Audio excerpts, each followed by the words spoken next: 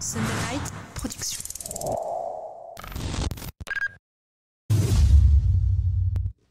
Bienvenue à l'Iron Café, l'émission de tous les passionnés de course à pied. Et aujourd'hui, nous allons nous intéresser à l'impact des nouvelles technologies sur nos entraînements et tenter de déterminer quelles sont les opportunités, mais aussi peut-être les dangers de ces innovations pour les coureurs. C'est parti.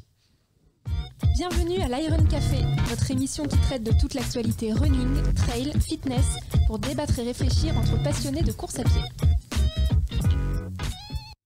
Au menu de l'Iron Café d'aujourd'hui, nous allons, en première partie d'émission, nous intéresser aux objets connectés et technologiques disponibles dans le monde du running. Vont-elles changer notre manière de nous entraîner? Quelles sont les innovations les plus intéressantes pour les coureurs et sont-elles vraiment fiables? Nous allons ainsi tenter de savoir pourquoi de plus en plus de runners semblent complètement accros aux data et autres applications en ligne. Puis en deuxième partie d'émission, Manu du site OneRun nous proposera une sélection d'objets connectés dans une journée type d'un coureur. Il nous parlera aussi d'une application très attendue dans le monde de la course à pied, alors restez bien avec nous jusqu'au bout. Mais pour l'instant, je tiens à vous présenter nos invités. Le premier s'appelle Bruno Heuby, il est entraîneur et auteur du livre Progresser connecté, optimiser vos entraînements grâce aux outils modernes. Bruno, merci infiniment de t'être déplacé jusqu'au studio de la House of Running d'Iron.fr. Comment ça va aujourd'hui ? Ça va très bien. Merci de m'avoir invité. C'est un grand plaisir d'être parmi vous. Et nous sommes aussi en compagnie d'un homme qui a connu aussi bien l'innovation, l'invention du cadran solaire que l'arrivée des montres GPS dans le running. Il traverse les époques comme la mode traverse les styles. Il s'agit bien évidemment de Fred, co-animateur du podcast et responsable fond et demi-fond au Stade Français Athlétisme. Fred, comment ça va? Est-ce que tu as bien ta montre sur toi aujourd'hui? Alors, bonjour Bruno, bonjour Guillaume, bonjour à toutes et à tous. Oui, j'ai bien ma montre et je suis ravi du sujet qu'on va aborder aujourd'hui parce que Bruno prouve que les difficultés qu'on peut rencontrer avec les objets connectés tels que je les rencontre ne sont pas une question de génération, mais peut-être plus d'appétence pour la chose. Donc ça me rassure pour les gens de ma génération et même les autres. Voilà. Bah écoute, hein, si au moins cette émission sert à te rassurer, Fred, j'en suis le premier heureux. Messieurs, en guise d'introduction, on va refaire un petit retour en arrière, en tout cas depuis l'invention des règles et des stratégies de jeu jusqu'aux méthodes de coaching en passant par la technologie. Le sport a toujours su se développer et grandir au rythme du progrès humain. Dans la Grèce antique, l'activité physique et plus particulièrement la gymnastique était érigée comme un art au même titre que la poésie, la musique. À cette époque, le dépassement de soi et la performance n'avaient pas vraiment sa place. Ce qui comptait, c'était surtout l'exécution parfaite d'une prestation, d'un geste sportif. Et d'ailleurs, c'est cet aspect qui distingue le sport dit antique du sport moderne qu'on connaît aujourd'hui. Il faut savoir que le mot technique puise ses origines dans le mot grec techné, qui signifie l'idée de fabrication, de production de nouveaux matériels. Et ensuite, par extension seulement, il a signifié la méthode ou la façon de faire qui soit la plus efficace possible. Mais étymologiquement parlant, il n'y a jamais eu de dualité entre l'innovation et la technique humaine, entre technologie et savoir-faire. Bien sûr, le point de rupture, c'est la fin du sport antique avec l'arrivée du sport moderne dans l'Europe industrielle du 19e siècle, où on va de plus en plus associer le sport à l'idée de la perfection humaine. Là, on est en plein dans l'héritage des Lumières avec le concept de progrès à infini. Du coup, la technique sportive devient vecteur de l'efficacité corporelle avec la notion cette fois de performance, de record à battre, à repousser et aussi l'optimisation et le rendement de l'entraînement qui deviennent des questions essentielles dans le sport. Fred, toi en tant que coureur à pied, j'imagine que tu es concerné et sensible à cet héritage du sport. Du coup, est-ce que tu ne penses pas que le coaching ne se résumerait pas finalement tout simplement à une manière d'inventer, de transmettre en permanence des moyens de rendre l'entraînement plus efficace, plus précis, mais aussi plus agréable, plus ludique, plus accessible auprès des coureurs, et que partant de ce constat-là, la technologie a non seulement toute sa place dans le sport, mais a peut-être toujours aussi fait partie de son histoire. Effectivement, hein, Guillaume, l'histoire du sport est jalonnée d'innovation et de technologie. Et ça va encore bien plus loin. Hein. Le sport, c'est un véritable laboratoire humain, du progrès humain, très concrètement. D'ailleurs, beaucoup d'innovations qui, à l'heure actuelle, nous facilitent la vie au quotidien, sont issues du monde sportif. Je vais prendre quelques exemples, je ne vais pas tous les lister, sinon on va y passer énormément de temps, voire de jours. Par exemple, la technologie que nous retrouvons dans nos voitures, comme l'anti-patinage, les commandes au volant, l'ABS, l'amélioration des pneumatiques ou encore les moteurs hybrides, sont toutes issues du sport automobile de très haut niveau et notamment plus particulièrement de la F1. Et la course à pied, elle sert aussi de laboratoire pour les grands équipementiers comme Nike, Adidas ou encore On Running. Par exemple, l'invention du mesh, de la mousse ou encore l'utilisation de nouveaux matériaux éco-responsables ont été imaginés d'abord pour le running avant d'être déclinés pour le grand public. Et c'est la même chose avec nos montres GPS ou les montres qui prennent le pouls au poignet qu'on voit pour le coup au poignet de toute la population et pas simplement sportive sous forme d'Apple Watch, de Fitbit et qui nous servent à énormément de choses et des fois peut-être plus de choses que faire du sport proprement dit. Effectivement, c'est vrai que c'est une belle image, c'est un laboratoire d'innovation. Bruno, toi, tu sembles être convaincu par l'intérêt de la technologie dans le running. Et d'ailleurs, tu as publié ton livre, Progresser dans vos entraînements grâce aux outils modernes. D'ailleurs, pourquoi est-ce que tu penses que l'innovation peut permettre aux coureurs non seulement de s'entraîner, mais surtout de progresser ? En fait, la grosse innovation pour moi dans l'apport des montres GPS, enfin ce qu'on appelle les montres GPS, c'est qu'elle a permis à tous les coureurs en fait d'avoir accès à un entraînement qui était un peu réservé à une élite, réservé aux gens qui étaient dans les stades, sur les pistes.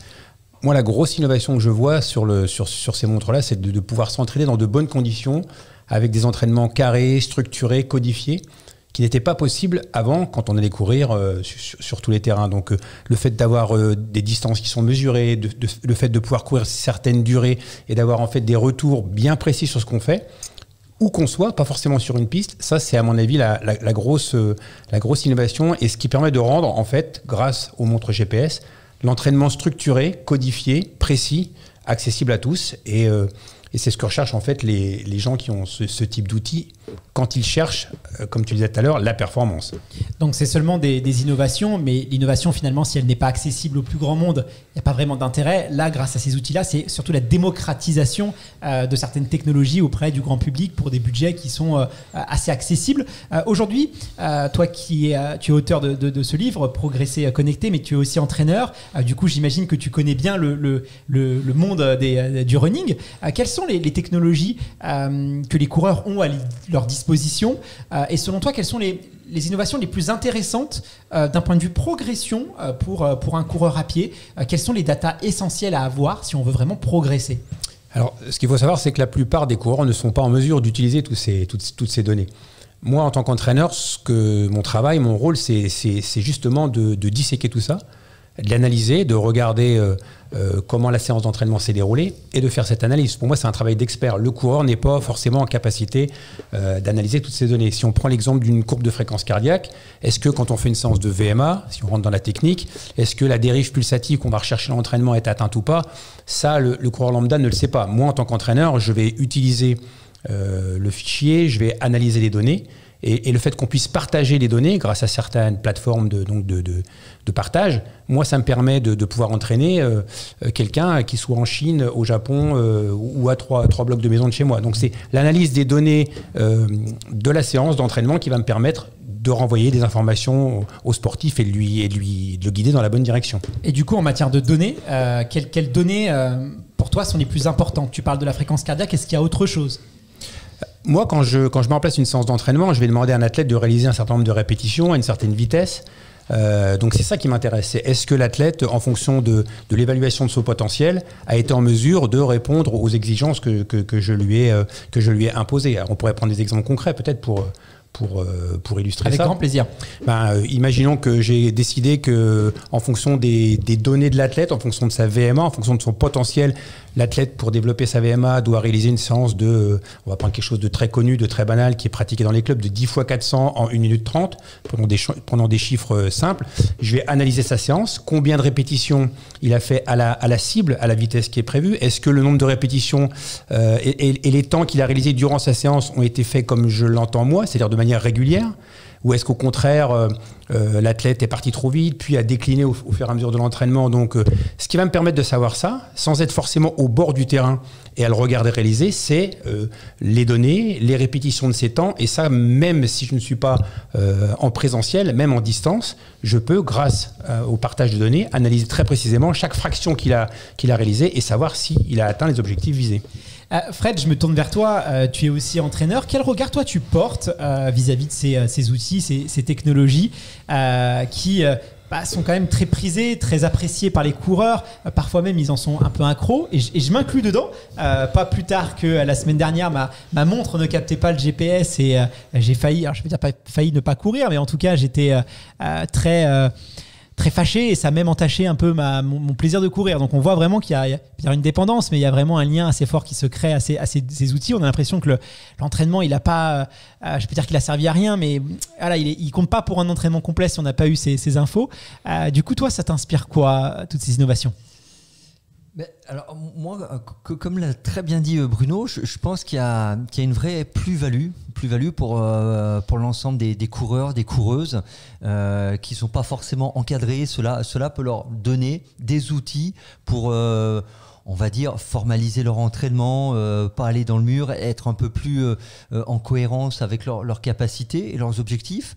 Après, et tu l'as très bien pointé, la problématique, et là elle concerne pas que les coureurs amateurs entre guillemets, hein, il y a rien de péjoratif quand je parle de coureurs amateurs, mais il y a aussi des athlètes de haut niveau, voire de très haut niveau, qui sont concernés par le fait d'être un peu dépendants de ces outils-là. Et ce qu'il ne faut pas oublier, et on en parle souvent, c'est que ce sont des outils qui nous aident, qui nous accompagnent, mais ce n'est pas eux qui décident. Ils ne servent qu'à mesurer et à la rigueur, l'entraîneur ou l'athlète un peu formé à ça peut analyser derrière, mais ça ne dicte pas en fait. Et il ne faut pas inverser finalement le rôle.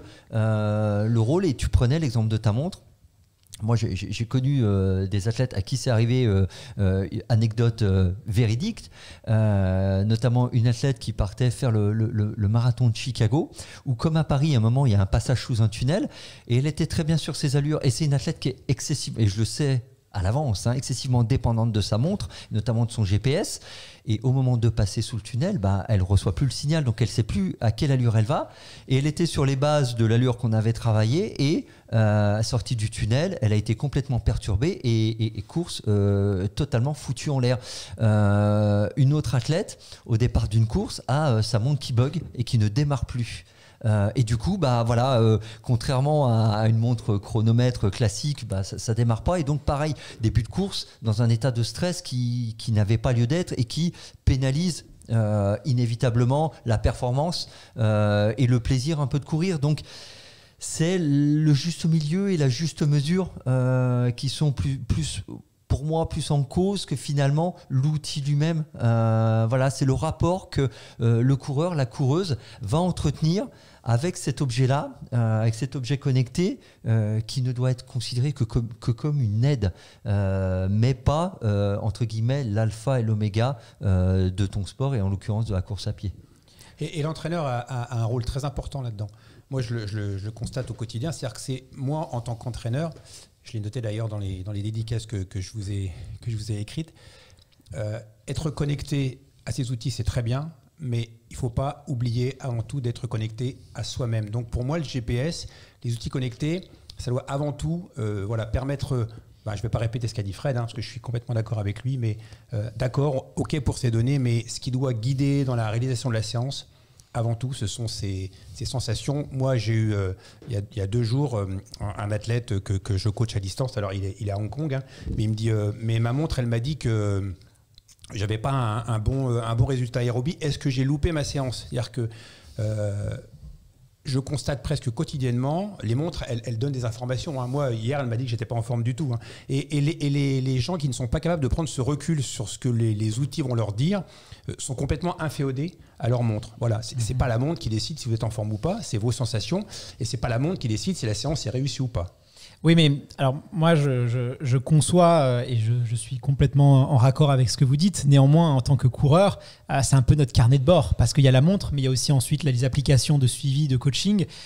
Et c'est pas si simple que ça. C'est-à-dire, il suffit pas de se dire il faut avoir du recul. C'est un phénomène assez pervers qui s'installe. Et quoi qu'on en dise, quoi qu'on en pense, une fois qu'on a goûté à ces technologies-là, c'est quand même dur de s'en passer. Il suffit pas de se dire allez, ou sinon il faut peut-être de temps en temps, et ça peut être une recommandation, ne pas aller courir avec sa montre et de réserver ces séances-là. Mais du coup, on va pas avoir un. Vous voyez, il y a quand même des problématiques qui se posent.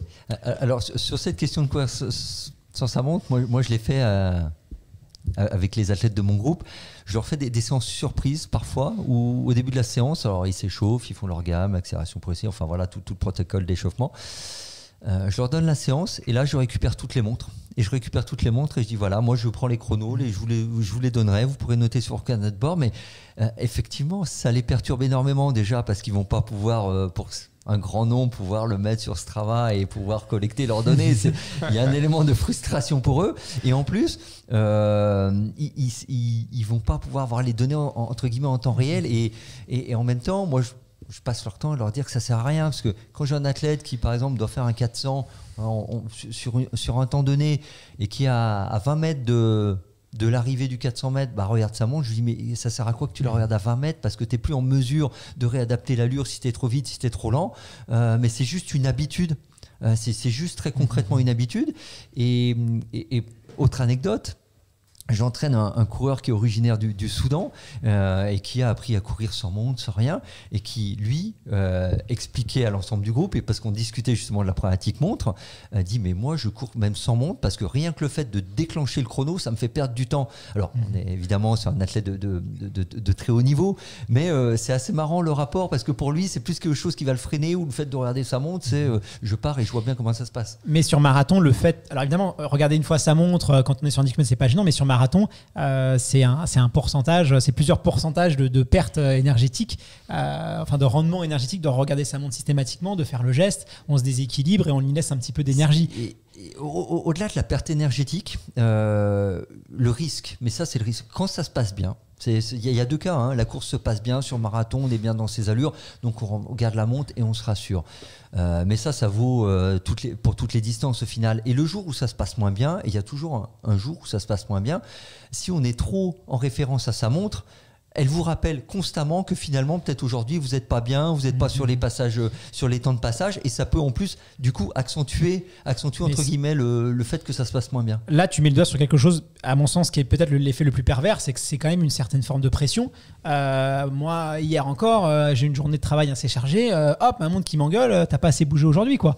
Il y a des injonctions autour de tout ça. C'est vrai qu'on a des calculs, on a des courbes, des niveaux de progression, des bilans toutes les semaines, et ça rajoute quand même un petit peu d'anxiété. Moi, j'ai l'impression chez le coureur, il y a des fois, oui, il y a des semaines où on est un peu moins bien, on n'a pas envie de s'entraîner. Tu as aussi l'état de forme que tu peux avoir en bout d'un kilomètre 5. Donc, tu imagines, tu es sur 10 km, tu regardes ta montre et il te dit que tu es à moins 8, alors que ça veut rien dire. Hein. Moi, à chaque fois où j'étais à moins 6, moins 7, c'est là où j'ai réalisé mes meilleures séances. Et quand j'étais à plus 3, plus 4, on reparlera tout à l'heure de la fiabilité parce que je pense qu'il y a un sujet. Mais c'est vrai que il y a quand même une pression, c'est quelque chose qui ressort tout le temps. Toi, tu avais l'air de pas forcément être d'accord avec l'idée de faire abstraction de ces nouveaux outils, parce que je pense que si on veut pouvoir, ou peut-être je me suis trompé, mais j'ai cru interpréter sur ton visage ça, parce que c'est vrai que si on veut avoir un suivi qui soit précis, il faut toutes les datas possibles et imaginables. Il y a peut-être aussi une anomalie par rapport à ça. Non, moi je pense que toutes ces données, elles sont très importantes. Les coureurs, ils sont attachés. Moi, j'ai encore eu un exemple il y a peu de temps, un coureur qui me dit mais en fait là j'ai accéléré parce que je sais plus comment il m'a dit ça. Il y avait un COM. K-O-M. Je lui dis mais un com, je sais pas ce que c'est un com. Et il me dit mais en fait on se challenge avec les potes. En fait c'était une partie de parcours. Donc voilà, donc en fait, il y a aussi ça qui est assez étonnant, c'est que moi je le fais pas, mais les gens se regardent, se challenge. Donc il a modifié un moment de son entraînement, il a piqué une accélération parce que voilà, il avait envie d'être dans le bon classement sur son donc sur son trajet. Ouais, donc là c'est vrai que la montre peut avoir des injonctions parfois un peu particulières, mais bon, moi je crois que c'est très important. Nous, en tant qu'entraîneurs, on est vraiment là pour leur expliquer justement c'est extraordinaire d'avoir toutes ces données. Nous, on courait avec une montre à aiguille. Enfin, c'était l'entraîneur avec le chronomètre dans la main et il n'y avait pas intérêt d'avoir une montre sur le bras d'un coureur. Venant d'une famille de sportifs, je peux vous dire que c'était très très mal vu sur la piste d'avoir sa montre, ou sur cross, encore aujourd'hui sur cross. Moi, je suis toujours surpris d'avoir des coureurs, Fred, avec leur montre GPS, à regarder leur temps de passage sur cross. Là, on voit bien quand même que ça n'a aucun sens. On voit bien que c'est quand même une habitude un peu bizarre que les coureurs ont pris. Mais et c'est pas lié à l'âge, je pense. Enfin, c'est pas lié du tout à l'âge. C'est lié au fait que certains ont commencé avec ces montres.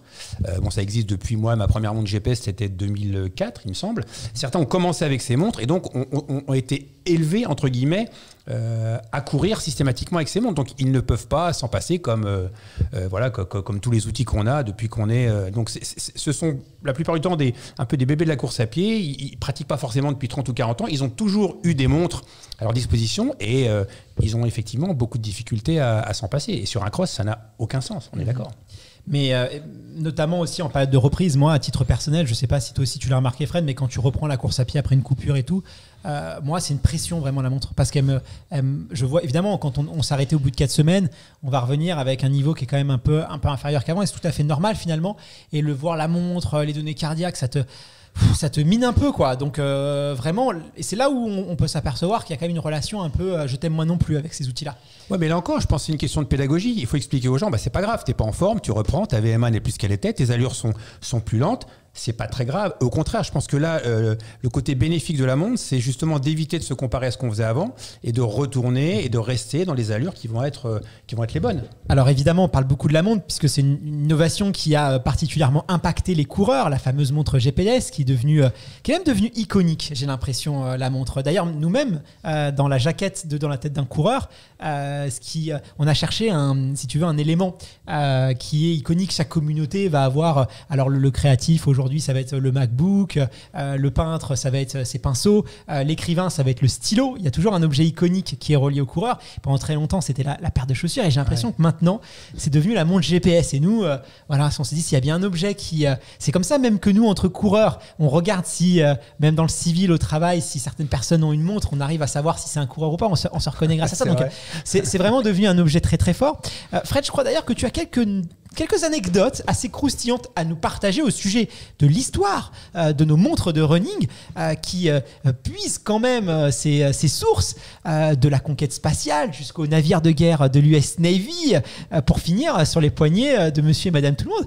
Qu'est-ce que tu peux nous raconter sur l'histoire de nos montres d'aussi je sais que tu sais quelque chose et que tu vas nous les dire.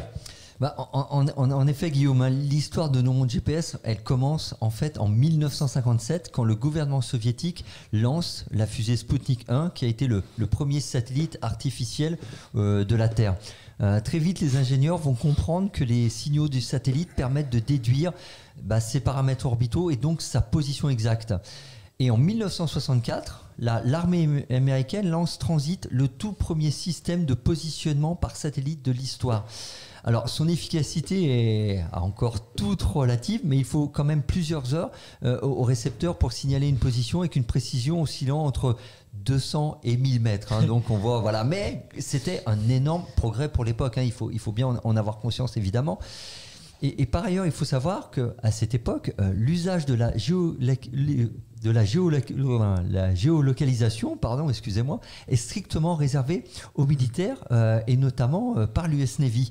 Et il faudra attendre 1995 et la mise en service du système GPS, Global Positioning System, notre fameux GPS de nos montres, pour voir cette technologie ouverte au public. Mais l'armée américaine décide de brider, si on peut dire, brider la précision du positionnement à une trentaine de mètres afin de garder une longueur d'avance sur les civils et vraiment s'octroyer la précision pure et absolue pour leur propre service. Je vais dire heureusement, hein, je vais le voir comme ça, en mai 2000, sous la pression populaire et aussi commerciale, hein, évidemment, des marques qui commercialisaient ce type d'outils, le gouvernement américain acte la fin de la détérioration volontaire du signal GPS, ce qui permet notamment l'arrivée sur le marché d'appareils de navigation embarqués. Et on peut citer par exemple le constructeur TomTom qui devient l'un des leaders dans ce nouveau marché. Donc on voit un peu comme l'Internet que le développement de cette technologie est étroitement lié au domaine militaire finalement. Alors effectivement, mais c'était souvent un outil de navigation qui était utilisé par notamment les marins, les propriétaires de bateaux. C'était très utile à l'époque. TomTom, Garmin aussi s'est développé à travers ça. Comment est-ce que finalement cette technologie s'est retrouvée sur la montre, sur le monde de quasiment tout le monde aujourd'hui, et que c'est bien plus qu'un outil de navigation pour se déplacer sur des très longues distances? Comment est-ce que... Elle s'est fait où la culbute, Fred? Alors là, je vais endosser ma cape de Manu Wanaron et je vais lui prendre un peu de son expertise historique sur toute la technologie. J'espère qu'il ne m'en voudra pas. Et comme je le disais, hein, le sport, là, il a servi de laboratoire de l'innovation. En 2003, Garmin lance la toute première montre de l'histoire équipée d'un GPS. Il s'agit de la fameuse Forerunner 101. Alors attention, hein, on est loin de nos standards actuels. Il faut s'imaginer une montre qui mesure près de 8,5 cm sur 4. Hein, donc c'est peut-être presque plus un ordinateur portable qu'on a sur le poignet qu'une montre. Elle pèse 75 grammes sans les 2 piles pour l'alimenter, parce qu'il faut bien avoir à l'esprit qu'à cette époque-là, pas de batterie USB, et du coup, je vous laisse imaginer le poids. Hein. Néanmoins, la Forerunner 101 permet déjà de mesurer la vitesse, la distance, mais aussi l'allure et les calories consommées par le coureur. Et le succès est immédiatement au rendez-vous au sein de la communauté des runners. Et encore aujourd'hui, la gamme Forerunner continue de se vendre, on va dire, très très bien chez Garmin. Et ça fait parmi de leurs produits tête de proue et déclinés en de multiples modèles. Et même, puisque je crois que l'année dernière et pendant 2-3 ans, c'était l'un des cadeaux les plus offerts en France, tout confondu, hein, livres, jeux vidéo, les montres GPS, c'était l'un des articles les plus offerts en France. Donc c'est te dire justement que ça a vraiment dépassé largement le cadre sportif. Tu l'as connu, toi tu avais l'air de réagir quand Fred parlait de la Forerunner 101. J'ai un gros regret, j'aurais dû la garder parce que je pense que peut-être maintenant elle vaut très cher. C'est une pièce de collection, moi je l'ai vue en vente sur des sites eBay. Bon, c'est pas des fortunes, mais ça vaut déjà plusieurs centaines d'euros, donc c'est une petite pièce de musée, effectivement. J'ai commencé en 2003 avec la Forerunner 101, effectivement, on avait un énorme truc avec un bracelet scratch, voilà, et je suis devenu Garmin addict depuis ce jour-là.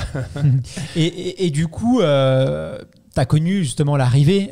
Comment ça a été perçu justement au début? J'imagine que ça a dû être un peu un raz-de-marée, puisque à l'époque on avait la petite roulette pour mesurer les distances, ou sinon il fallait vraiment aller sur les parcours auxquels les courses étaient mesurées. Ça a dû quand même être un profond bouleversement, j'imagine. 2004, c'est ça, si je ouais, moi je me rappelle avoir fait les 100 km de Saint-Nazaire-les-Ems à l'époque avec la montre GPS. Et alors, ce qui a été extraordinaire, c'est une anecdote qui est assez drôle, c'est que les coureurs hurlaient à l'arrivée en disant « Mais attendez, c'est quoi ce scandale? Votre 10 km, il fait pas 10 km. Votre 100 km, il fait pas 100 km. Le marathon ne fait pas 42 km. » Les gens découvraient en fait le mesurage officiel. Le mesurage officiel, il faut savoir qu'un 10 km ne fait jamais 10 km. Un 10 km fait 10 km 100. Parce que le mesurage avec la roue, le compteur Jones, hein, officiel, rajoute toujours 1%. Donc un 10 km fait 10 km 100. Et donc là, c'était des hurlements à l'arrivée. Les gens ne comprenaient pas pourquoi le 10 km ne faisait pas 10 km. C'était vraiment très drôle. Et ça continue maintenant, d'ailleurs. Hein. Mais moi, on m'a raconté une anecdote par rapport à mon père qui me disait qu'il y avait quelques courses qui étaient très réputées à l'époque. Et justement, ils faisaient un peu l'effet inverse. Ils enlevaient un peu de la distance justement pour pouvoir être très réputé, très roulant. Et on sait, quand on a battu son record, on a envie d'y retourner l'année suivante. Et que du coup, ça s'est un peu vu qui grugeait un peu au fil des années.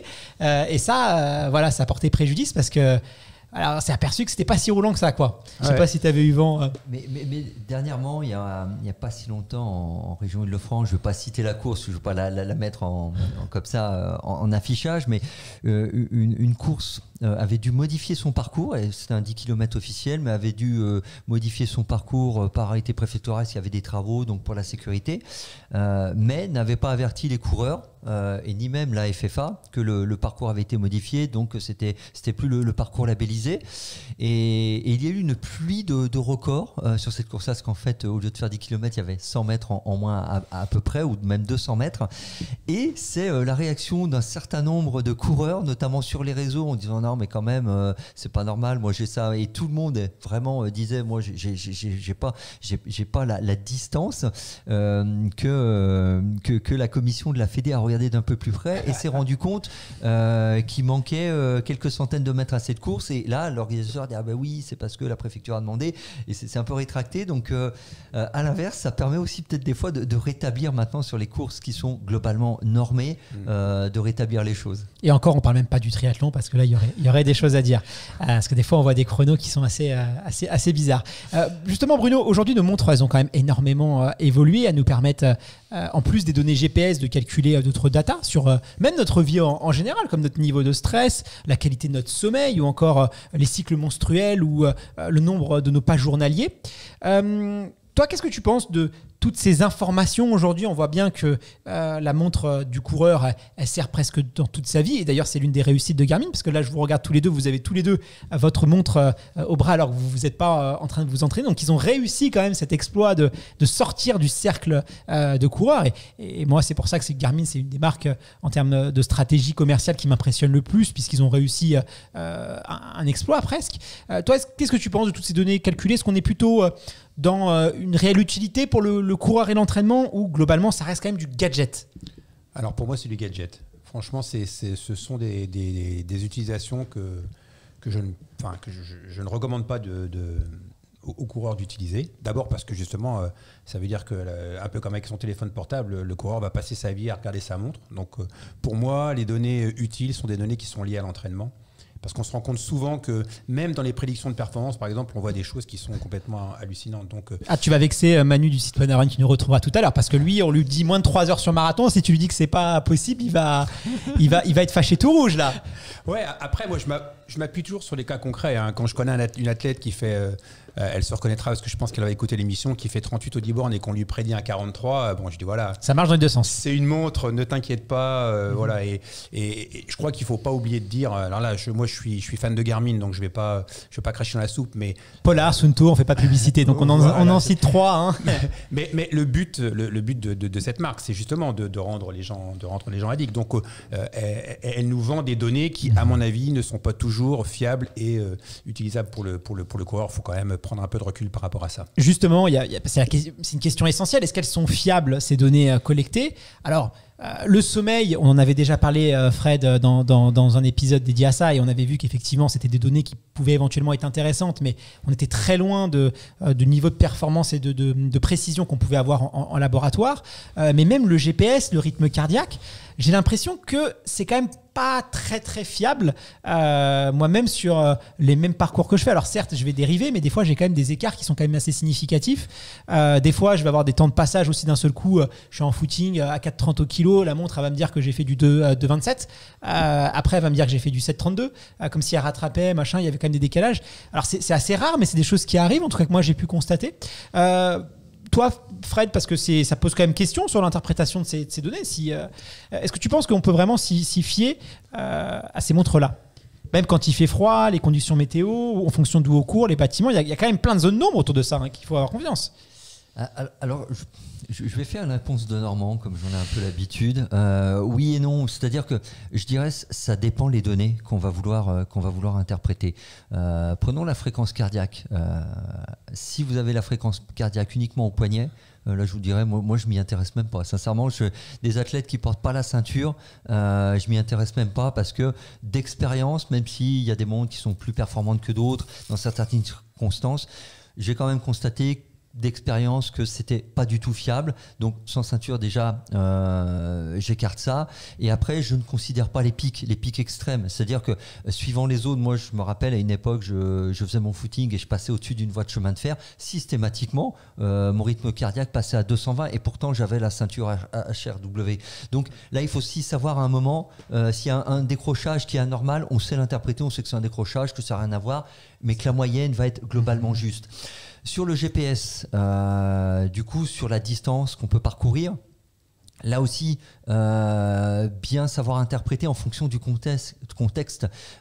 Si tu es parcours en ville, si tu es parcours vraiment, par exemple, en forêt, mais très protégé des arbres, où tu sais que le signal va moins bien placé, où tu tournes trop en rond. Par exemple, sur les pistes, on sait, même s'il y a des mondes qui commencent à développer, on va dire, un paramétrage piste d'athlétisme, on sait que sur une piste d'athlé, ça ne mesure pas bien. Et pour l'anecdote, moi, j'ai vu des athlètes à distance qu'on suit, un peu comme Bruno, et je vois sur son tracé qu'en fait, il s'arrêtait toujours avant les 400 mètres. Il avait des 400 mètres à faire. Et je lui dis, mais pourquoi tu as fait ça? Il me dit, ma piste fait pas 400 mètres. Je lui dis, ah bon?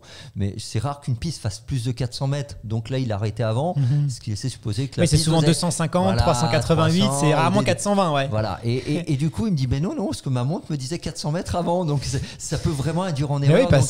Mais il y a plein de gens qui vont sur les pistes d'athlé et qui, pour faire des séances de 400, et parce qu'ils ne savent pas lire en fait les lignages. Et moi, le premier, même encore aujourd'hui, des fois, je galère certaines pistes à savoir où est-ce qu'est le 200, où est-ce qu'est le 400, où est-ce qu'est le 300. Si tu remets sur ma piste de tous les jours, je sais. Mais d'une ville à une autre, des fois, tu as des trucs bizarres, quoi. Et du coup, ils se fient à leur montre. Là, on vous décommande. Enfin, vraiment, votre séance, elle est foutue, quoi. Enfin, c'est pas du tout fiable. Voilà. Moi, c'est ce que je dis. Aucun intérêt de prendre une montre GPS si on est sur piste, puisqu'on a le mesurage précis sur piste. Donc, ça n'a aucun intérêt. Et en plus, le mesurage est faux. Voilà. Et du coup, alors. Ça, c'est pas un chrono, il suffit d'avoir un chrono à la rigueur. Ça sera, voilà. On utilise la montre GPS comme un chrono. Comme un chrono, voilà. Tout à fait. Ce qu'il faut savoir, c'est que du coup, par rapport à la fiabilité de l'outil, non, il n'est pas fiable. Mais du moment qu'on en a conscience, ça permet de pondérer. En fait, je vais prendre un peu l'exemple avec une balance. On sait que si on se pèse sur différentes balances, on n'aura jamais le même poids exactement. Mais par contre, sur la même balance, si aujourd'hui je me pèse et je suis à 69,3 kg, ça ne veut peut-être pas dire que c'est mon vrai poids, mais si demain je suis à 68,3, j'ai une variation d'1 kg qui a une variation qui est objectivable. Par contre, c'est ça qui peut être intéressant. Sur un même parcours, tu le disais, ça varie. Il faut considérer qu'on est entre 5 et 10%. Et du moment qu'on le sait, ça permet de pondérer. Mais voilà, après, c'est quand même utile, mais il faut avoir conscience des limites de ces outils-là.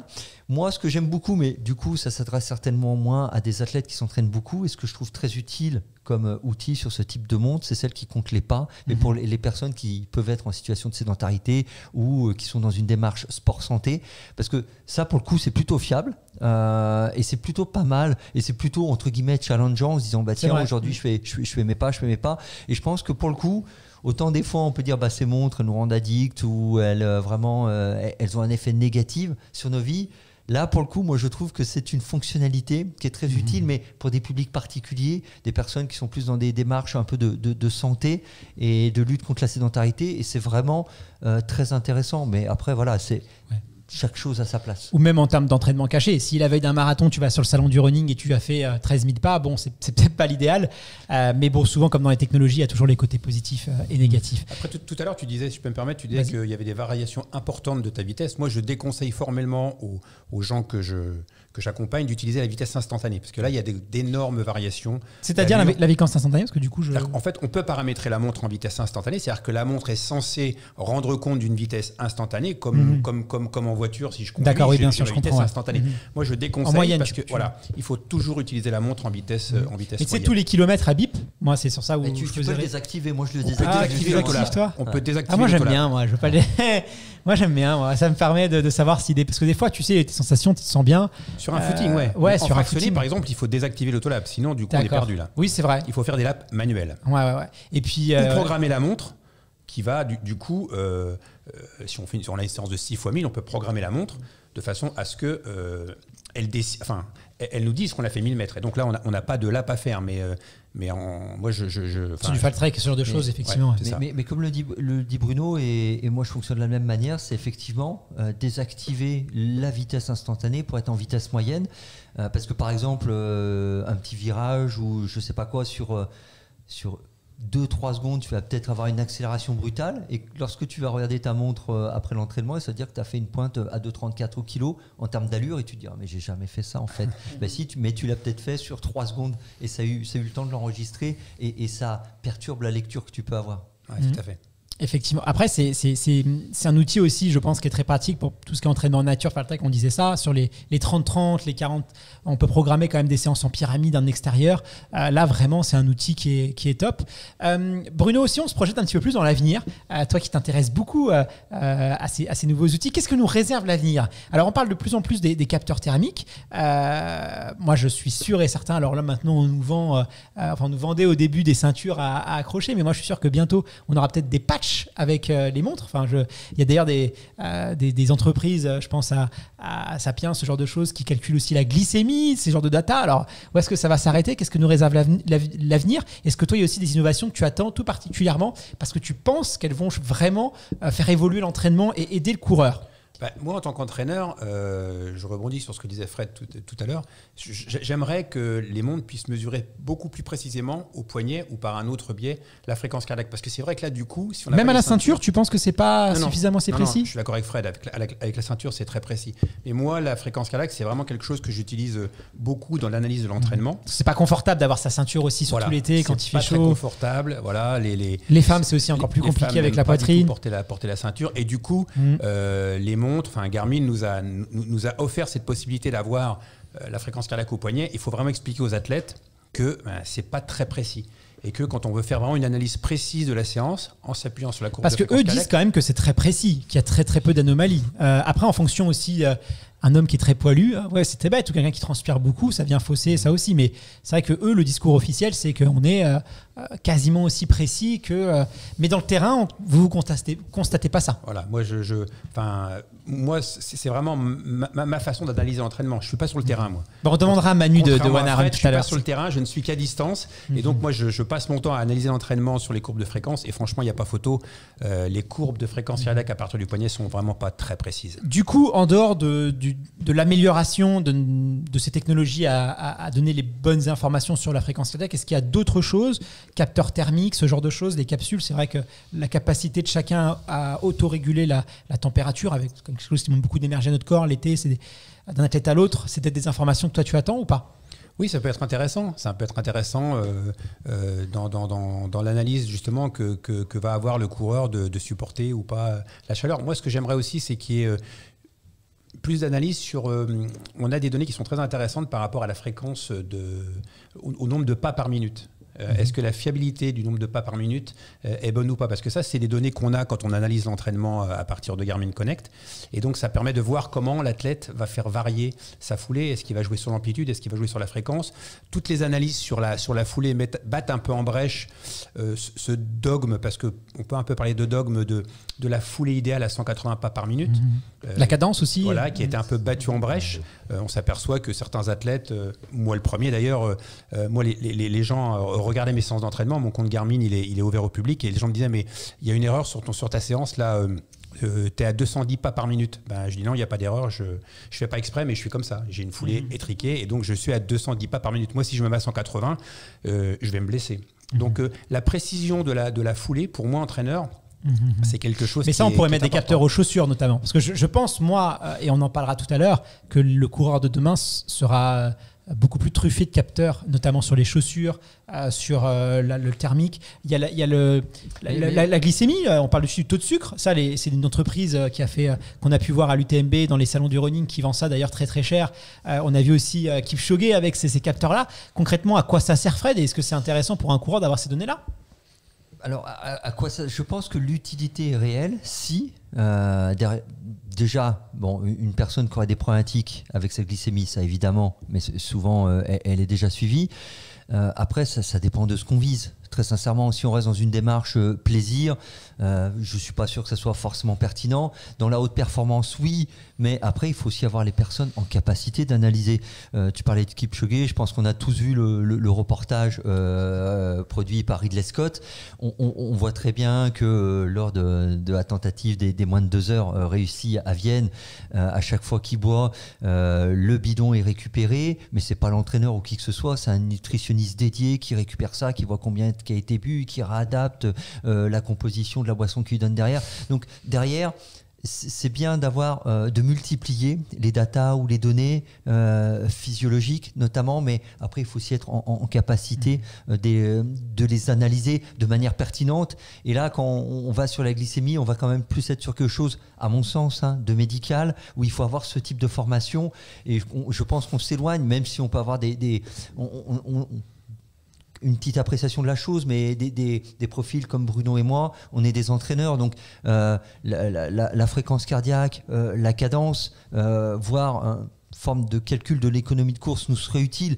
La glycémie, sincèrement, moi tu me la donnes, je dis ok, on va transmettre au médecin du sport, et il va nous dire ce qu'il en pense, mais moi en tant que tel... Mais il y a aussi peut-être ce biais ou ce côté un peu humain qui fait qu'on a envie en tant qu'individu, peut-être que c'est l'ego, peut-être que c'est qu'on est très tourné vers nous-mêmes, à avoir un maximum de données sur nous-mêmes parce qu'on aime se regarder, on aime que ça parle de nous, on aime savoir comment ça se passe dans notre corps. Alors je ne sais pas si c'est qu'on aime se regarder ou si c'est que ça nous rassure. C'est peut-être ça, mais c'est peut-être ça, c'est sûrement ça. Hein. Je me demande si on a besoin d'être rassuré. Ouais. La multiplication des datas, et on le voit, parce et on le voit encore plus dans la préparation physique, qui est un domaine que je touche également, et je le vois dans ce domaine-là où il y a un nombre incalculable de datas. Et parfois j'ai le sentiment, et je me fais un peu hurler dessus par les collègues du milieu lorsque je le dis, que ça sert à justifier finalement des prises de position et non pas à les guider.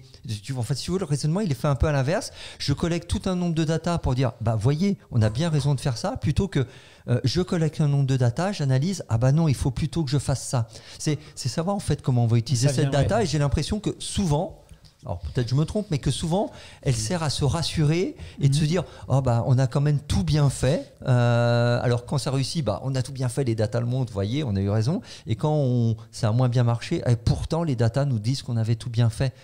Pour moi, les datas doivent servir à la prise de décision, elles ne doivent pas venir légitimer une direction. Mais c'est vrai que les coureurs, on a toujours cette envie de est-ce que je fais bien ? Est-ce que je suis dans la bonne direction ? On a toujours ce besoin d'être rassuré.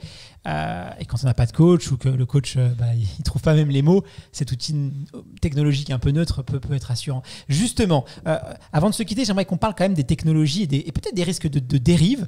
La technologie, et vous n'êtes pas sans savoir, surtout au vu de l'actualité, et l'innovation, ça pose quand même des questions éthiques et morales dans le monde du sport. D'ailleurs, le progrès technologique dans le secteur sportif inquiète aussi bien les fédérations que les responsables des personnes qui sont en charge du règlement des jeux.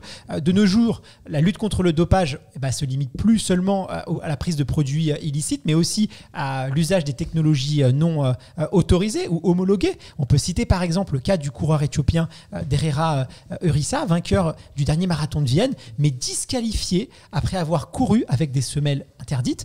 Bruno, est-ce que tu penses que dans les années à venir, le sport risque d'être de plus en plus confronté à des arbitrages, voire même à des divisions au sein de la communauté des coureurs, avec ces technologies et l'apport, le gain qui peut peut-être apporter aux coureurs, parce que là on parle de collecte de données, mais peut-être que le deuxième capteur nous permettra par exemple de mieux thermoréguler, de mieux gérer sa fréquence cardiaque. Enfin, la technologie ne sert pas seulement de thermomètre, elle peut aussi aider le coureur. Est-ce que tu penses qu'il n'y a pas quand même on ne va pas être confronté à un problème dans les années à venir ? Si, je pense, et justement, c'est là que les fédérations ont un rôle important à jouer. En natation, ils ont vite réglé le problème avec les combinaisons. Elles ont été interdites. Je pense que la fédération internationale et la fédération française doivent être très vigilantes, de façon à ce que l'éthique du sport soit respectée. L'éthique du sport, c'est que chacun dispose des mêmes, des mêmes avantages ou des mêmes inconvénients. Enfin, c'est-à-dire que le matériel soit identique pour tout le monde. Donc, à partir du moment où on prend le départ d'une course, chaque sportif doit être à égalité avec les autres. Et là, quand on est dans la haute performance, quand on est dans un titre olympique, un titre de champion de France, ça me paraît évident que l'équité soit respectée. Et donc là, il y a des garde-fous importants, je pense, à mettre en place. Mais la question se pose d'autant plus qu'on parle maintenant de dopage génétique, plus seulement que sur les chaussures, qui se traduit par la manipulation du génome pour améliorer les performances. Alors, même si ces méthodes ne sont pas encore au point, en tout cas officiellement, le monde du sport se prépare quand même à y faire face. Dès 2002, d'ailleurs, l'Agence mondiale antidopage a lancé des premiers programmes de recherche contre le dopage génétique. En 98, le chercheur américain Lee Sunway avait publié des travaux sur une souris qu'il avait baptisée Schwarzenegger. On manque pas d'humour chez les chercheurs américains, et dont il avait modifié le gène pour lui permettre d'avoir des muscles hypertrophiés, presque sans effort. D'ailleurs, pour l'anecdote, le chercheur avait déclaré dans la presse qu'il avait reçu des dizaines d'appels d'athlètes et d'entraîneurs qui voulaient connaître les recettes miracles moyennant finance. Je sais pas, Fred, si tu avais appelé, qu'est-ce que tu faisais en 2002, toi, à 16h16, mais ce serait intéressant de voir ton relevé téléphonique. On peut aussi parler du Repoxygène. Je sais pas si vous connaissez. C'est un produit qui permet d'introduire dans l'organisme un gène supplémentaire pour produire de l'OPO naturel qui ne l'est pas, puisque finalement on l'a joué, en toute discrétion. Et là, c'est quasiment indétectable. Fred, est-ce que tu penses que le dopage génétique, avec l'évolution de la science, finalement, ça relève plus du fantasme et de la science-fiction et que c'est quand même pas près d'arriver, ou qu'au contraire, tu es inquiet du potentiel danger que cela peut représenter pour le sport, mais surtout pour la santé des athlètes? Alors, science-fiction ou réalité, c'est quand même la grande question, parce qu'évidemment, le type de recherche dans le domaine sont quand même gardées secrètes. Et là, je pense qu'un jour, si on a vent de ce qu'a pu se faire, ça viendra, on apprendra après coup que c'est des recherches militaires qui ont d'abord essayé de faire ça pour peut-être rendre les soldats plus endurants ou pouvoir modifier certaines choses. Je pense que c'est pas totalement de la science-fiction. Depuis des dizaines d'années, la communauté scientifique travaille sur le décryptage du génome. Alors à des fins tout à fait louables, parce que l'idée première, c'est aussi de pouvoir soigner un certain nombre de maladies. Mais on sait que voilà, il y a toujours un peu le revers de la médaille, et qui pourrait être l'utilisation au-delà du sport, à des fins par exemple eugénistes, sur une sélection d'individus. Et évidemment, si on arrive à manipuler le génome de cette manière, inévitablement, les domaines où il y a des grands enjeux commerciaux, dont le sport fait partie, alors, la course à pied, pas en priorité. Je pense qu'il y aura d'autres sports qui seront dessus. Le foot, les sports les plus rentables. Là où il y a énormément d'argent. Le football américain notamment, qui est déjà confronté à ça d'ailleurs. Malheureusement, je pense que ça arrivera. Ça arrivera inévitablement, parce que on est entre guillemets plus sur du sport, mais à un moment sur des domaines commerciaux et des enjeux financiers qui sont tels que ça va s'introduire. Et c'est un vrai... c'est un vrai problème, parce qu'il faudra aller prouver qu'un athlète a modifié son génome pour produire plus. Et ça, je sais même pas si ça sera techniquement possible, mais c'est vraiment inquiétant. Et pour le coup, alors après, sur la conséquence pour la santé des athlètes, je ne sais pas quel type de conséquences ça peut avoir, ce type de manipulation. Je suppose qu'elles ne peuvent pas être très bonnes, mais je ne suis pas scientifique en la question, donc j'ai vraiment aucune idée. Mais je crains que ça ne relève pas uniquement du fantasme. Alors je dis pas que ça va arriver dans les 2-3 années à venir. Je pense que ça sera certainement un peu plus long que ça. Mais à terme, si l'avancée, en tout cas de la connaissance scientifique, arrive à pouvoir intervenir sur le génome humain, je ne vois pas pourquoi le monde du sport échapperait à ça. Surtout que c'est un marché le marché du dopage, souviens-toi, on a fait un épisode sur ça que vous pouvez retrouver d'ailleurs, je crois que c'était en saison 2 ou en saison 3. Le marché du dopage, c'est 116 milliards d'euros, 61 milliards sous forme de produits et 45 milliards sous forme de compléments alimentaires non autorisés. Donc 116 milliards d'euros, évidemment que des entreprises, des pays vont s'y intéresser. Et moi, malheureusement, je suis assez inquiet. Certaines fédérations pourraient aussi avoir recours, notamment sur les Jeux Olympiques, avec tous les enjeux géopolitiques que ça représente. Souvenez-vous, à l'époque soviétique, on mettait des femmes enceintes parce qu'elles déclenchaient plus d'hormones avant 3 mois, et après on les faisait avorter les compétitions. Donc on voit que la cruauté de l'homme quelquefois n'a pas de limite, et on pourrait avoir recours à ça. Et ça pose aussi une question. Alors on parle de plus en plus de transhumanisme. Alors ça, c'est un mouvement qui s'est beaucoup développé, notamment dans la Silicon Valley, avec Elon Musk, qu'on est un peu le symbole. Alors le transhumanisme, qu'est-ce que c'est ? C'est le fait de s'appuyer sur le progrès de la biologie, donc du génome comme tu l'expliquais, mais aussi de l'intelligence artificielle pour créer un post-humain aux capacités supérieures de celles des êtres humains actuels. D'ailleurs, pour ceux que ça intéresse, je vous conseille fortement le livre Homo Deus de Noah Hariri, qui est l'auteur de Sapiens, une brève histoire de l'humanité. Alors, il s'est intéressé à nos histoires de nos ancêtres, mais du coup, à travers ça, il a fait une projection de ce que pourrait être l'homme plus tard. Finalement, cette intelligence artificielle, cette modification du génome, est-ce que, tu l'as dit tout à l'heure, le sport, c'est le fameux laboratoire de l'innovation, est-ce que ça va pas servir aussi de laboratoire à ça? Est-ce que c'est pas les sportifs qui vont commencer à rentrer dans le transhumanisme? Je peux vous citer par exemple, toute proportion gardée, mais le cas de Tiger Woods, le célèbre golfeur, qui s'est fait opérer des yeux pour améliorer sa vue et donc ses performances au golf. Ça vous inspire quoi, vous, ce genre de méthode, Bruno? Là encore, par rapport à l'équité, est-ce que le fait d'avoir subi cette opération et d'avoir des avantages que les autres sportifs n'ont pas, est-ce que c'est éthique par rapport au sport? Pour moi, ça ne l'est pas. Il faudrait que tous les sportifs, tous les golfeurs qui vont concourir dans la même compétition aient les mêmes possibilités. Donc pour moi, on rentre quelque part dans quelque chose qui est... je ne sais pas si on peut employer le terme de dopage, mais dans tous les cas, pour moi...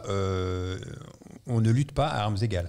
Au même titre que le cœur, certaines molécules aussi qu'on peut avoir, se faire opérer, ce genre de choses pour améliorer nos performances. Ce serait tout à fait imaginable, une opération chirurgicale pour améliorer sa foulée, ce genre de choses. C'est possible qu'on arrive là aussi. En fait, je pense que là, on touche vraiment ce qui est presque le plus subtil et le plus difficile dans la lutte contre le dopage. C'est les problématiques d'équité, comme dit Bruno. Parce que parce que ça pose à un moment la question de l'AUT, l'autorisation à usage thérapeutique.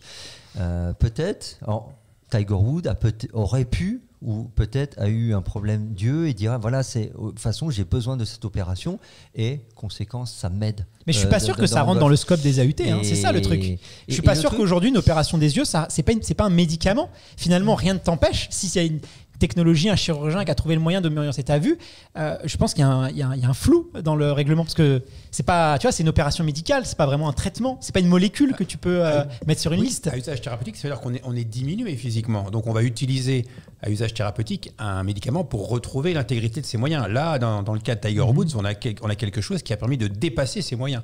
Donc pour moi, on n'est pas du tout dans le cadre de l'AUT. Mais je suis même pas sûr que ce serait rentré dans ce cas-là. Je pense pas non plus. Ouais, c'est ça En tout cas, à mon avis, l'avenir nous réserve quelques surprises. Messieurs, je vais vous taquiner un petit peu, parce que vous êtes tous les deux entraîneurs. Est-ce que vous connaissez Nordic Track? Je sais pas, c'est une marque scandinave, je crois, je suis pas sûr, mais je crois scandinave d'équipements sportifs. Et figurez-vous qu'ils viennent de développer une sorte de miroir de LED qui reflète virtuellement un coach dans votre salon. Alors, on le mettra sur notre site internet, allez voir la publicité, c'est assez impressionnant. Et du coup, moi je vous pose la question, messieurs, est-ce que vous ne pensez pas que l'intelligence artificielle, les programmes de coaching virtuels qui se développent de plus en plus, nous montrent aussi, et les algorithmes qui les composent, vont pas un jour remplacer le coaching traditionnel? Messieurs, est-ce que vous n'avez pas peur d'être au chômage dans les années à venir? C'est la question qu'on peut se poser. Fred, comme moi, on fait preuve d'une grande humanité avec nos athlètes, et donc rien ne remplacera jamais l'humain. Voilà, donc Pourtant, je suis désolé, les licences dans les clubs de la fédération sont en chute libre et les applications commencent à être cotées en bourse. Il y a quand même une bascule qui est en train de se faire et on sait que de plus en plus de coureurs ont recours à des programmes de coaching virtuels qui ont ses limites. Et Fred, je pense que même nous dans le podcast, on est bien placé pour savoir quelles sont les limites de ce genre de programme. Mais moi aujourd'hui, il y a une mise à jour qui a été faite sur ma Garmin qui me propose des entraînements, des séances à faire. Voilà, alors j'ai même pas demandé, ça s'est fait automatiquement. Il y a quand même une question qui se pose. Moi, je suis pas sûr si aujourd'hui on arrive à bien calculer, réceptionner les données, qu'on a des algorithmes qui sont capables de les analyser. Je suis sûr que vous avez de très bonnes connaissances en sciences, mais avec la puissance informatique, je pense que ce serait compliqué. Est-ce que quand même, il n'y a pas un risque de voir le métier de coaching en tout cas changer? Fred, qu'est-ce que tu en penses toi? Changer, de toute façon, je pense que le métier de coach est un métier de changement perpétuel. Mais je ne suis pas inquiet dans le sens où, autant je pense qu'effectivement, ces applis, ce type d'offre, le coach virtuel qui apparaît sur une sorte de glace qui se reflète face à vous, va attirer un certain nombre de personnes, mais je ne suis pas sûr que c'est des personnes qui de toute façon auraient fait appel à un coach physique ou un entraîneur de course à pied. Il y avait une célèbre marque de jeux vidéo, de consoles vidéo qui aussi proposait des programmes un peu de remise en forme, sportifs à faire devant sa télé. Et ça n'a pas forcément, c'est pas ça qui a causé le fait, par exemple, tu en parlais, hein, que le nombre de licenciés baisse parce qu'il y a d'autres choses. On est peut-être dans un monde plus sédentaire, il y a la concurrence de beaucoup plus de sports, le phénomène que l'athlète est peut-être plus le sport roi, notamment dans le système scolaire, qui fait que. Mais je pense sincèrement que ces applications ont leur utilité pour un type de public. Mais que le public qui a besoin d'avoir un contact humain, parce que c'est important en course à pied, ou qui a besoin d'avoir un élément très personnalisé, continuera à faire appel à des coachs.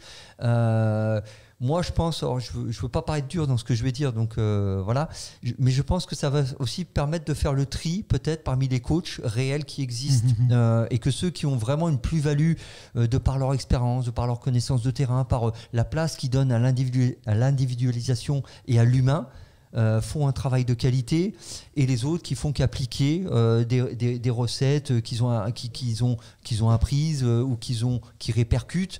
Bah, ceux-là, effectivement, ils n'ont pas une énorme plus-value. Mais lorsque tu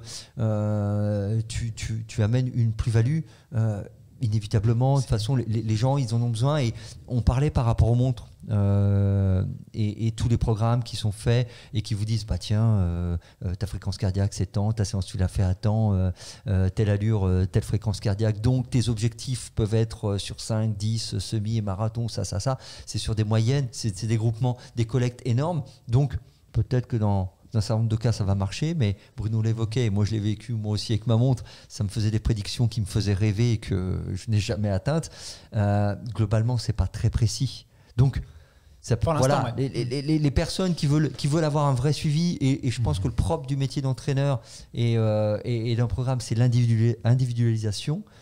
Ils ne peuvent pas se satisfaire de ça. Voilà. Mais peut-être aussi que ça peut toucher un public plus large. C'est-à-dire qu'en fait, moi, quand j'ai créé mon activité, je me suis concentré sur des gens de coaching à distance. Mais je répète que l'œil du maquignon, la présence du coach est irremplaçable. Moi, quand je m'adresse aux gens, je leur explique bien que je coach à distance avec des outils qui sont dédiés, mais que rien ne remplacera jamais l'entraîneur sur le terrain.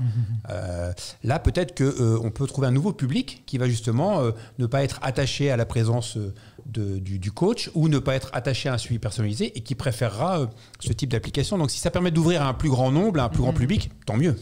Après, c'est aussi, je pense, la formation des nouveaux coachs. Je ne suis pas sûr qu'aujourd'hui, dans les systèmes fédéral de ceux qui forment, on intègre vraiment cette dimension technologique. Et il peut y avoir aussi une rupture entre une nouvelle génération de coachs qui, eux, maîtriseront parfaitement ces outils, avec un système de formation qui, finalement, n'a pas vraiment pris en considération ces outils-là. Et là, il peut y avoir un point de fracture.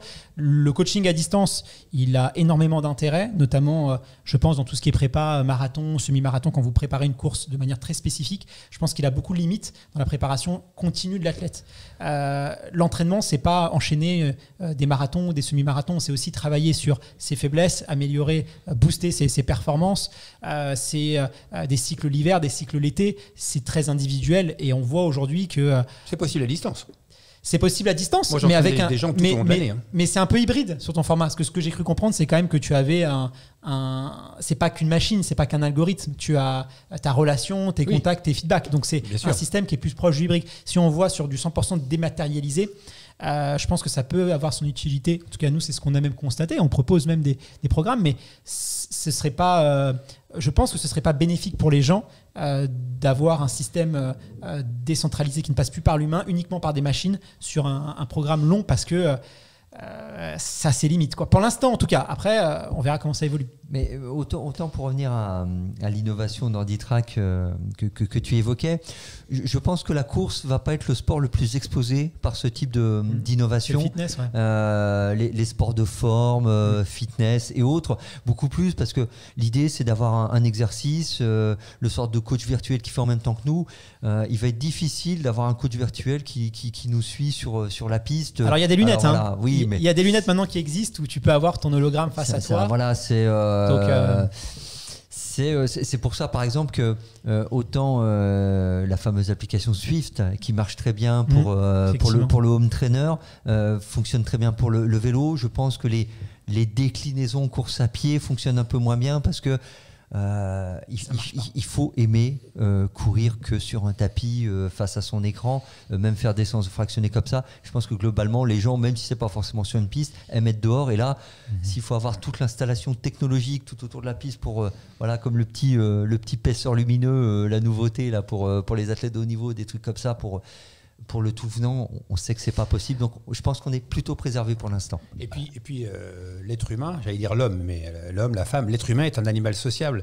Donc, je crois qu'on a besoin de ce contact avec l'autre. Et moi, j'ai tendance à être optimiste. Je pense que ces choses complètement dématérialisées sont un peu aussi déshumanisées.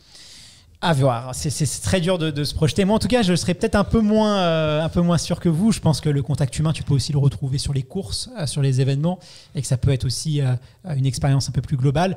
On n'a pas parlé du métaverse, on n'a pas parlé de l'e-sport, du Web 3.0, parce que je pense vraiment que le sport doit se réinventer, parce que malheureusement, la sédentarité chez les moins de 13 ans, elle est extrêmement importante. Il suffit d'aller sur un stade, une piste d'athlétisme ou sur nos parcours d'entraînement, et c'est assez rare de voir des gens de moins de 25 ans. Donc, je pense que le sport va se réinventer. D'ailleurs, on aura l'occasion d'en parler dans une de nos prochaines interviews.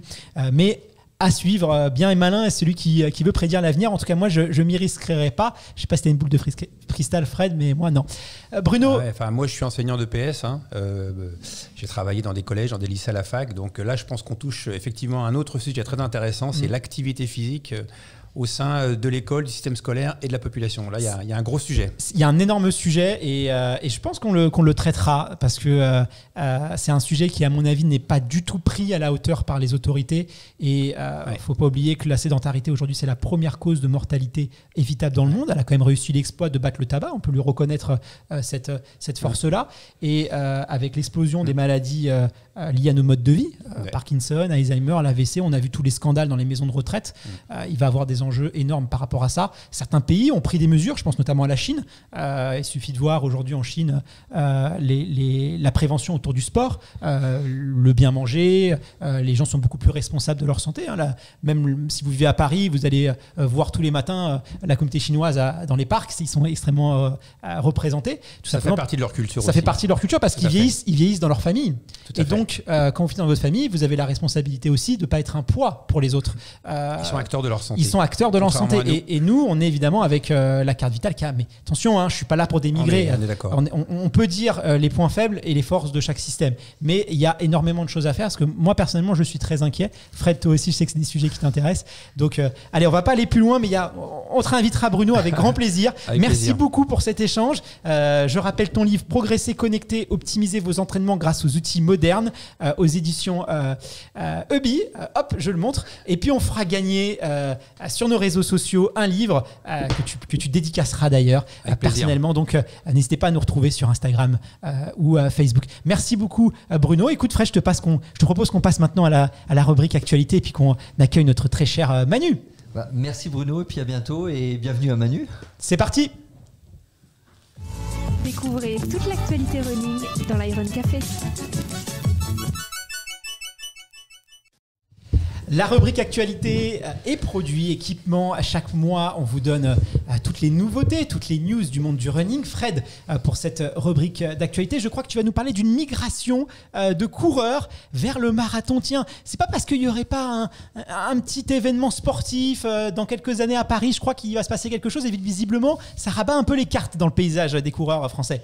Alors visiblement oui Guillaume, parce que a eu lieu dernièrement le semi-marathon de Séville en Espagne et on a eu les deux premiers Français sont Djilali Bedrani en 1h02.18 et Johan Koval en 1h03.08 et il ne vous aura pas échappé que ces deux coureurs sont à la base des steeplers. Exactement. Alors, et des bons steeplers en plus qu'on fait. Très bons championnat du monde, JO, on parle pas de n'importe qui.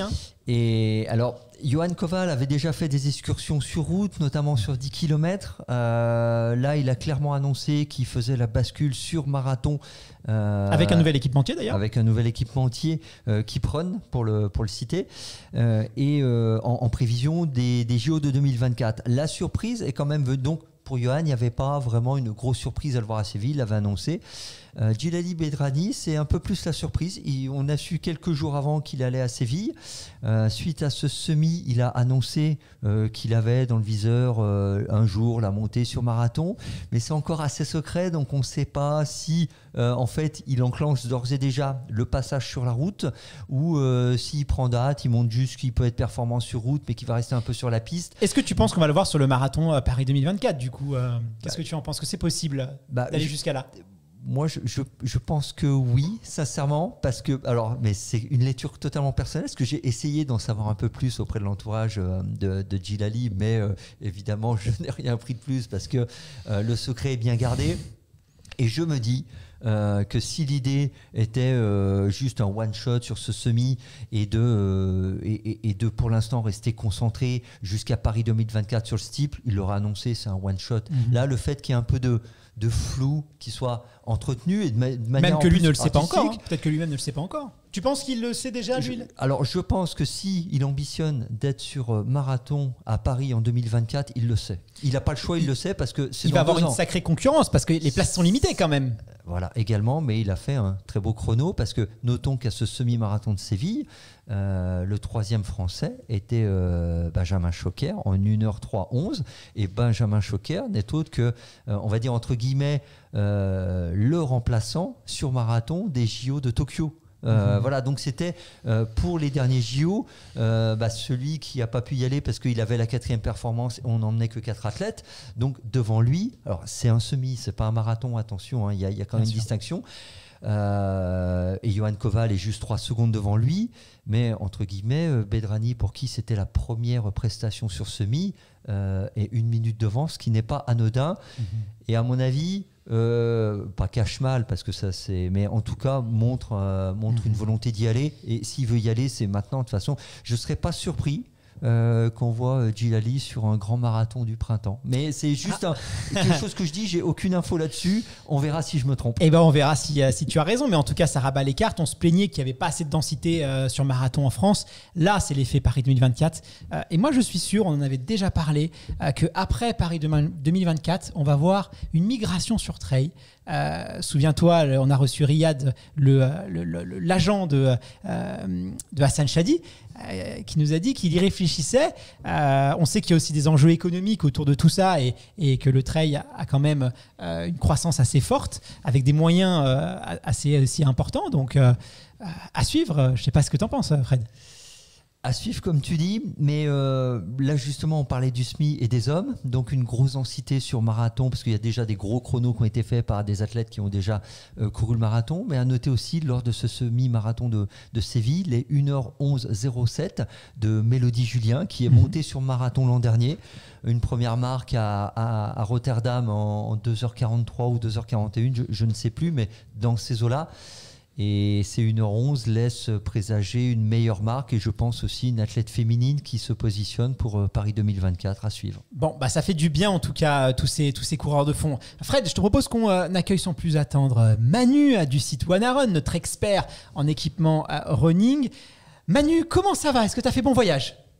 Écoute, ça va très bien. La discussion était passionnante. Je suis ravi d'avoir rencontré Bruno parce que ça fait longtemps que j'en entends parler. Donc voilà, c'était une belle journée.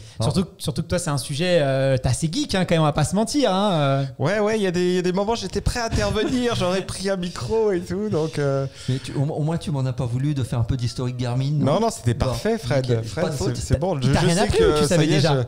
pour la saison 5, je sais qui va faire la rubrique. J'ai compris. Non, j'en suis totalement incompétent. De quoi tu vas nous parler aujourd'hui, Manu? J'imagine que tu as dû orienter ta petite intervention autour des objets connectés et de la technologie. Ouais, en fait, quand tu m'as parlé du sujet, je me suis dit ça pourrait être intéressant de faire les 24 heures du sportif connecté, du lever au coucher, où la technologie intervient et quel type d'objets on utilise.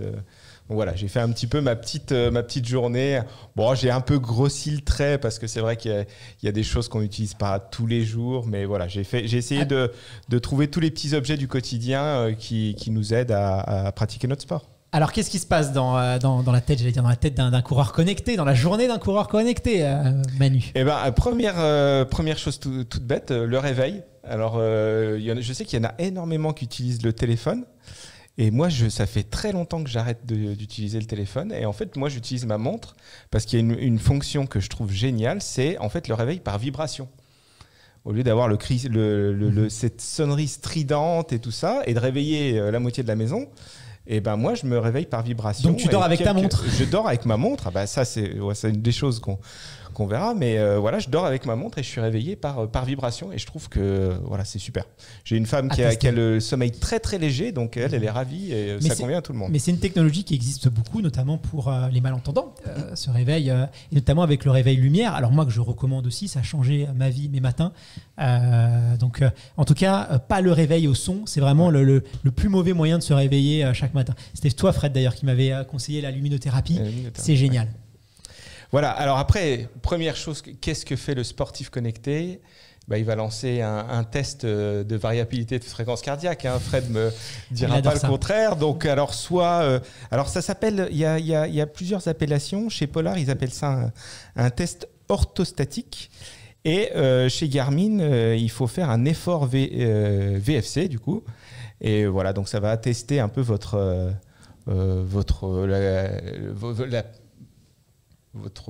performance, votre capacité cardiaque. Voilà, capacité cardiaque le jour J. Alors après, ouais. Alors comme vous avez porté votre montre toute la nuit, vous en avez parlé tout à l'heure, la qualité du sommeil. Donc en général, c'était découpé le sommeil profond, le sommeil paradoxal, le sommeil léger, et puis les périodes d'éveil. Si vous êtes un petit peu insomniaque, moi ça m'arrive régulièrement. Et on retrouve assez bien ça dans le... T'en as même qui t'enregistrent. Tu sais ce que tu parles dans ton sommeil, et donc ça enclenche un enregistreur pour savoir ce que tu dis pendant ton sommeil. Alors, n'en est pas l'utilité, mais ça arrive. Et donc en général, vous avez aussi votre fréquence cardiaque au repos. Alors moi, j'ai écouté votre podcast l'autre jour avec Martin Fourcade, et puis moi je suis très content quand je passe en dessous de 50. Donc quand Martin Fourcade a dit qu'il était à 24 au repos, voilà. Faut que tu te mettes au ski de fond. Ouais, je vais me mettre au ski de fond, je pense. Tu vois désormais ce qui te sépare d'un champion olympique de biathlon. Voilà. Ouais, c'est ça. Alors, il n'y a que ça, vraiment, parce que franchement, moi, je vois pas le reste. Ah, je tire très bien. Ah, j'en doute pas. J'en doute pas du tout. Quand je vais à la fête foraine, j'ai des très bonnes performances au tir. Ça marche. Ensuite, alors, je vais enfin pouvoir me lever et tout ça. Et là, il n'est pas levé encore. J'étais pas levé encore. Il n'est pas levé. Je me lève et je vais utiliser un autre objet connecté, c'est la balance connectée de chez Garmin qui s'appelle Index Smart Squal, donc qui va enregistrer votre poids, forcément, mais aussi tout ce qui est masse musculaire, masse osseuse, taux de graisse, taux hydrique, etc. Enfin, toutes les données... en taux. Voilà, toutes les données classiques. Qui va transférer ça sur ton téléphone portable. Qui transfère ça sur l'application Garmin, donc qui va matcher avec toutes les autres données. Fred était intéressé, il m'a demandé des informations. J'ai pris des renseignements parce que vraiment je suis, et très honnêtement, je le dis avec beaucoup de sincérité, toujours abasourdi, mais dans le sens surpris, et il y a un côté émerveillement de ce que ce type d'outil peut faire. Parce que même j'ai demandé à Manu, mais en fait, comment on fait une balance pour mesurer tout ça? Parce qu'on met juste ses pieds dessus, donc quel est le système qui fait qu'elle va pouvoir être précise sur ce type d'éléments? Je suis pas sûr que ce soit très précis, notamment avec l'eau, la masse grasse et l'eau. Je sais pas comment il la différencie. Après, c'est des courants, différents courants qui passent dans le corps, et puis ça donne une résistance. Moi, j'en ai une comme ça, mais ça me fout le cafard. À chaque fois, ça me stresse, donc j'utilise plus, tu vois. C'est pour ça que je me pèse plus. Que ça parce que le truc qui me dit taux de gras, machin et tout, ça me prend la tête. Mais alors, alors du coup, je m'en sers plus. Et puis, je vais me racheter un truc avec une aiguille, tu sais, à l'ancienne, et ça sera beaucoup mieux pour ma santé mentale, je pense. Alors après, je pars courir. Alors en ce moment, moi comme je pars assez tôt, je cours vers 6h, donc je pars courir et j'ai une lampe frontale connectée, la fameuse Petzl Nao Plus. Alors c'est quoi la différence pour avoir une lampe frontale connectée, quoi? Explique-moi, c'est quoi l'utilité? Alors si vous avez déjà fait des trails de nuit, il y a un effet cône, c'est-à-dire que quand vous courez longtemps la nuit, vous avez un effet de lumière. D'accord. Et en fait, comme la frontale est attachée à votre tête, quand vous tournez, vous avez toujours ce halo de lumière qui est constant. Et c'est assez perturbant. Et en fait, la Nao, elle a un système qui est variable en fonction de l'intensité, de la luminosité environnante. Elle va s'adapter S'il y a quelqu'un qui court à côté de vous, il y aura déjà elle usera un peu moins de batterie, donc elle mettra un peu moins de lumière. Et du coup, vous pouvez jouer en regardant au loin ou plus près. Ou si vous êtes en mode course d'orientation, par exemple, où vous regardez une carte, elle va réduire l'intensité pour pas éblouir la carte. Et si je croise notre coureur, est-ce qu'il va passer en mode anti-bruit? Parce que moi, j'ai horreur la nuit quand je cours dans un parc, qu'il y a un autre coureur qui me fout ses LED. J'ai toujours la délicatesse, d'ailleurs pour ceux qui nous écoutent, moi, de baisser la tête ou de tourner le regard. Voilà, c'est de la courtoisie entre coureurs. Si on nous écoute, n'hésitez pas à le faire parce que ça, malheureusement, il n'y en a pas beaucoup qui le font et c'est toujours désagréable quand tu te prends un coup de LED. Je sais pas si ça t'arrive. Fred, toi, au parc? Non, moi, aux heures où je vais courir, vu que je préfère courir caché, je crois jamais personne. Et donc, et en plus, on peut faire des réglages directement depuis le téléphone. Donc, voilà, on peut régler les différentes intensités, etc. C'est vraiment super pratique. Après, pendant cet entraînement, j'ai utilisé les suggestions de ma montre connectée qui m'a dit, voilà, vous êtes en forme, vous allez pouvoir faire une séance de seuil. Donc, l'autre matin, j'ai eu le droit à 3 fois 8 minutes. Qui m'a été proposé par la montre et ça Fred, fais gaffe, t'as de la concurrence. C'est ça, il s'inquiète. Il s'inquiète. 3 fois 8 minutes quand même. Alors, sur la partie entraînement, il y a une marque qui s'appelle Under Armour qui propose des chaussures connectées. Alors, vous avez parlé tout à l'heure de la longueur de foulée. Donc, effectivement, c'est un des paramètres qu'on a puisqu'il y a un capteur dans une des chaussures. Il y a donc la longueur de foulée, la durée de contact au sol et, chose qui va donner du grain à moudre à tout le monde, l'angle, l'inclinaison du pied lors du contact pour savoir si vous êtes attaque talon ou médio-pied, etc. Ça va faire plaisir à Fred, sur le rapport, vous allez avoir à la fin de votre séance différentes zones pour savoir si vous êtes plutôt attaque talon ou médio-pied. Voilà. Mais ça, j'ai le souvenir, mais Manu, tu vas certainement m'éclairer, qu'il y avait une grande marque, une marque à la virgule, qui à une époque avait sorti des modèles, je me rappelle avoir vu des Pegasus où sous la semelle, tu pouvais mettre un capteur. Mais j'ai l'impression que ça n'avait pas forcément pris, puisque c'est avec TomTom, ouais. Alors, c'est vrai que vous en avez parlé tout à l'heure sur le fait d'avoir... Il y a des pods, ce qu'on appelle des pods qu'on mettait au pied. Il y avait ça, c'est assez vieux, puisque avant, sur les Polar RS 800, je crois, tu avais le GPS qui était déporté, que tu mettais en brassière sur le bras. Et effectivement, tu avais un pod que tu mettais sur ta chaussure. Et puis, tu avais la montre. Donc, tu avais quand même 3 dispositifs. Et je pense que le frein, c'est de l'utilisation. C'est-à-dire que le matin, tu vas courir, il faut que tu mettes... Alors déjà, être sûr qu'il y a des piles dans tous les dispositifs. Donc mettre ton pod sur la chaussure, après le brassard pour... Bon, ça fait... voilà, plus la ceinture cardiaque, donc ça fait... Et puis j'ai un peu beaucoup, j'ai le souvenir que les podomètres comme ça qu'on accrochait aux chaussures, en plus, il fallait les paramétrer, que c'était pas forcément quelque chose qui était très easy, et qu'il fallait toujours un peu avoir la même cadence, la même longueur de foulée, sinon ça, finalement, c'était plus forcément très pertinent. Alors il y a des chercheurs en biomécanique qui utilisent effectivement pour savoir l'angle d'inclinaison au sol, là. Ils utilisent des pods aussi et effectivement à chaque fois il faut le paramétrer, mettre le pied à plat, ne pas bouger, paramétrer, etc. Donc c'est pareil, c'est un peu fastidieux. D'accord. Ensuite, c'est l'heure du petit déjeuner. Et là, moi, ce que je fais, j'enregistre tout ce que je mange dans une application qui appartient aussi au groupe Under Armour, qui s'appelle MyFitnessPal. Et donc, vous enregistrez les fruits que vous avez mangés, etc. Et donc, il va vous faire un bilan sur le nombre de calories, les protéines, lipides, glucides, les différents minéraux, etc. Donc, vous allez pouvoir être au top. Ensuite, toute la journée, ce qu'il faut faire, c'est bien s'hydrater, on est d'accord avec... Donc pareil, là vous avez sur l'application Garmin, vous allez pouvoir enregistrer à chaque fois que vous buvez un verre. Si vous avez bien... j'ai dit, vous rigolez, mais je suis dans le côté extrême et il faut savoir un peu tout ce qu'on peut faire. Non mais le pire, c'est que je suis sûr qu'il y a pas mal de gens qui font ça, quoi. C'est ça le pire. Et dont un qui est juste en face de toi, Fred. Bon, alors la journée, après il y a du travail et tout ça, donc les différents repas, on enregistre tout aussi.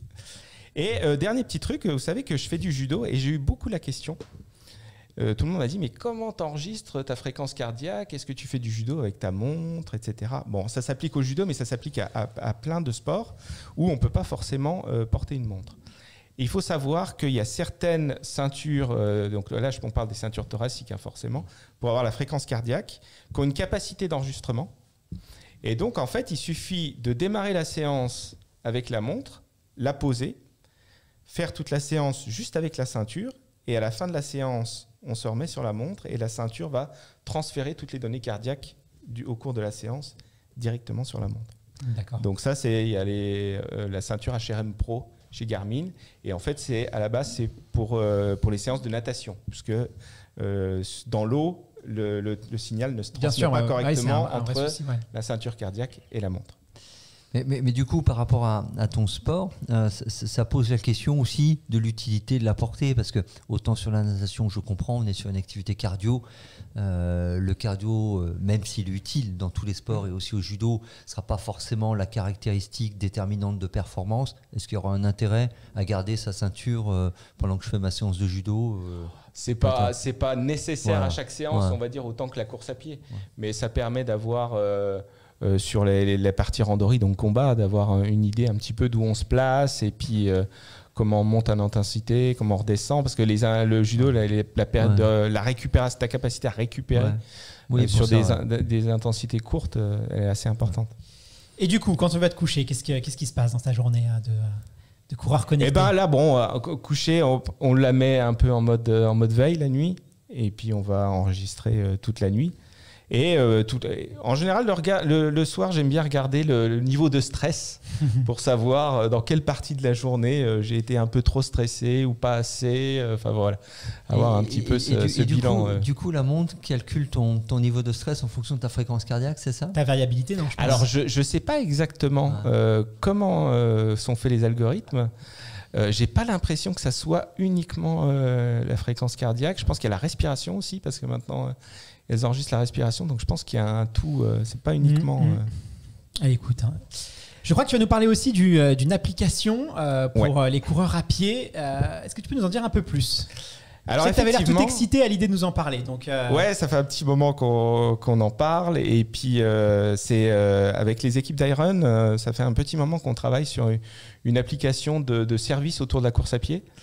Donc c'est bien parce que c'est une application qui est réalisée en collaboration avec les équipes d'Iron. Donc il y a beaucoup de passionnés de running. Et puis voilà, le but c'était d'essayer de faire de proposer plein de choses qui sont disponibles, mais un peu de manière disparate, et puis d'essayer de faire quelque chose de qualitatif, un peu ludique, etc.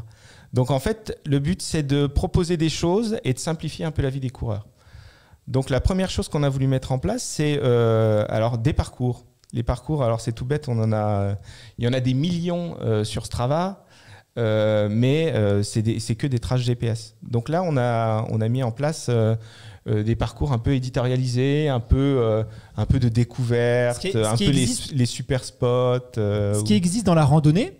Moi, j'en consomme beaucoup parce que j'apprécie me faire des balades aussi, et ce qui effectivement n'existait pas en course à pied.